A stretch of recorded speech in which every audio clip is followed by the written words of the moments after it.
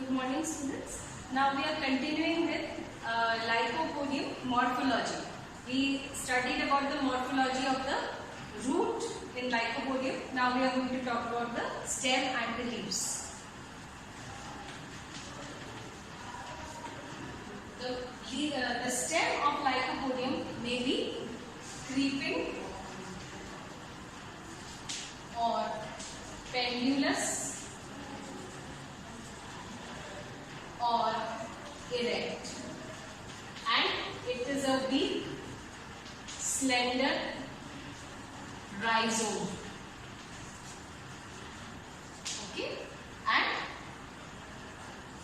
it may be branched dichotomously, and after dichotomously branching, at points what happens is that due to uneven branching from dichotomous, it also converts to monopodial branching at times. Okay. Now about the leaves. The leaves are small, sessile, entire, and triangular in shape. So triangular in shape means with a broad base and acute apex, and there is a single vein or a ligule. There is no ligule, so it is illigulate. It is sessile because a petiole is absent, and the leaves are small in size, that's why they are microphyllous.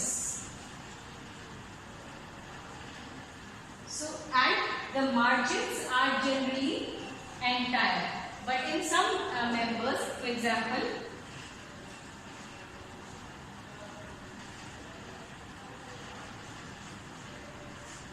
Lycopodium serratum, the margin is serrate. Okay, so margin is serrate in Lycopodium serratum. Then the arrangement or the phyllotaxy of the leaf. Phyllotaxy means arrangement of leaves on a stem. So the arrangement of leaves on the stem may be whorled, loose spiral, or opposite decussate. Now you must be aware of the three. Spirally arranged means on a node there are several leaves which are spirally arranged. Whorled means on a single node there are more than three leaves present. Opposite decussate means that on one node there are two leaves.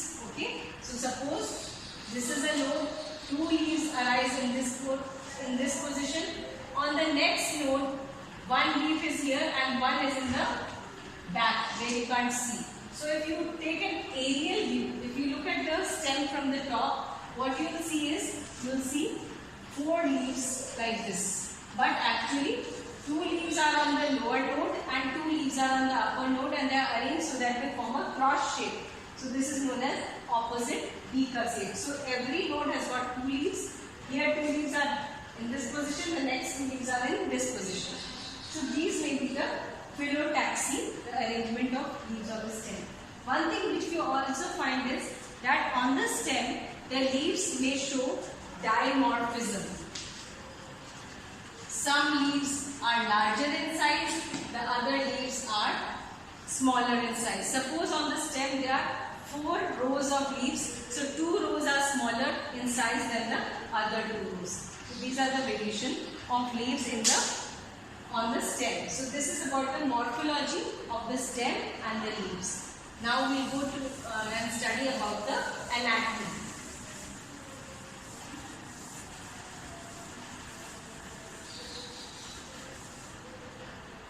Anatomy means the internal structure. the cellular structure of any organ. So now, first of all, we will start with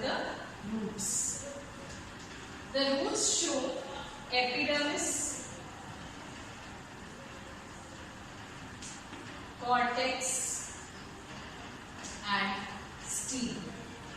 Okay, so first of all, epidermis, it is generally parenchymatous, like this, barrel shaped cells, and unicellular root hairs are present.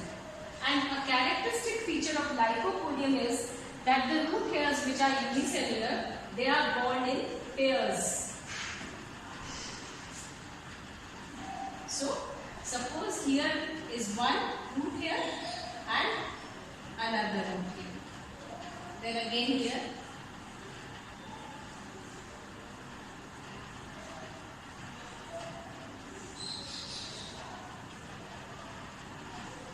So always the unicellular root hairs are borne in pairs in Lycopodium epidermis. This is a characteristic feature. Then cortex. Cortex is generally parenchymatous with intercellular spaces. And finally stele. So the stele is demarcated with the endodermis. And after the endodermis is the pericycle, and inside the pericycle is the vascular tissue, the xylem and phloem. So in this we find protostele, and what we see here, epidermis with unicellular root hairs in pairs, then cortex, then stele. Now the vascular tissue which we find is in the young root, it is first monad. Monad means there is a single vascular bundle with xylem and phloem. Otherwise, in mature stem at various levels we find it to be diad and triad. Okay, so we find it diad and triad. The other important character here is that generally the xylem is a U-shaped or crescent-shaped structure, and in between the arms of the xylem, phloem is present. So this is what is seen in the root anatomy of Lycopodium. It is protostelic in nature. Now, next when we come to the stem, again in the stem we find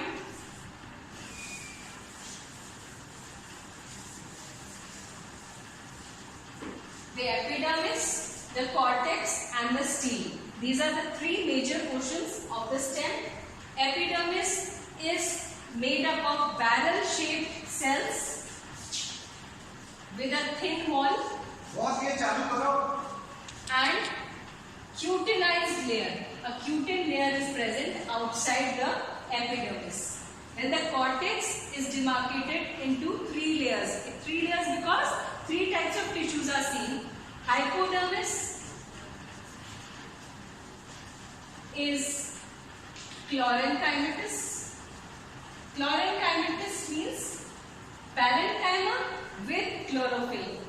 मतलब मृदुतक जिसमें chlorophyll उपस्थित होता है, हरित लवक उपस्थित होता है जिससे कि प्रकाश संश्लेषण होता है। उसके बाद क्लोरेंकाइमा के बाद नेक्स्ट जो लेयर होता है वो स्क्लेरेंकाइमा का बना होता है, दृढ़ ऊतक, मतलब उसको स्ट्रेंथ देता है। एंड फाइनली अगेन पैरेंकाइमेटस मृदुतक होता है। तो जो कॉर्टेक्स होता है उसमें तीनों तरह के सेल मिलते हैं, क्लोरेंकाइमेटस, स्क्लेरेंकाइमेटस एंड पैरेंकाइमेटस। उसके बाद एंडोडर्मिस आता है। एंडोडर्मिस कई बार बहुत इल डिफाइंड होता है, मैच्योर स्टेम में अच्छी तरह से नहीं दिखता, यंग स्टेम में बहुत क्लियर दिखता है, यहाँ तक कि उसमें कैस्ट्रीडियन स्ट्रिप्स भी दिख जाती है। ठीक है, कैस्ट्रीडियन स्ट्रिप्स आपको पता है, ये वाला जो वॉल होता है, जो वर्टिकल वॉल होता है, उसमें सुबेरिन की लेयर होती है, थिकनिंग्स होती हैं, ये एंडोडर्मिस हो गया। और फाइनली पेरिसाइकिल के बाद स्टील आता है। जो स्टील वाला पोर्शन होता है इसमें वो प्रोटोस्टील होता है। जैसे आपको ध्यान होगा लाइकोपोडियम में प्रोटोस्टील के चारों वेरिएशंस हमें मिलते हैं, haplo, actino, फ्लेक्टो and mixed protostele. ये चारों वेरिएशंस हमें लाइकोपोडियम स्टेम के अलग अलग स्पीशीज में मिलते हैं। एक्टिनोस्टील जैसे हमें लाइकोपोडियम सेलेटम में मिल जाता है, लाइकोपोडियम सेलेगो में मिल जाता है। उसके अलावा लाइकोपोडियम क्लैवेटम में लैक्टोस्टील मिलता है, लाइकोपोडियम कॉम्पैक्टम में ही लैक्टोस्टील मिलता है, और मिक्स्ड प्रोटोस्टील जो है वो लाइकोपोडियम सर्नम में मिलता है। तो this is a very good example, अगर एग्जाम में आता है कि ऐसा कोई प्लांट बताओ टेरिडोफाइटा का जिसमें सारे प्रोटोस्टील के वेरिएशंस मिले, तो it is lycopodium. We'll continue about lycopodium in the next class. Thank you.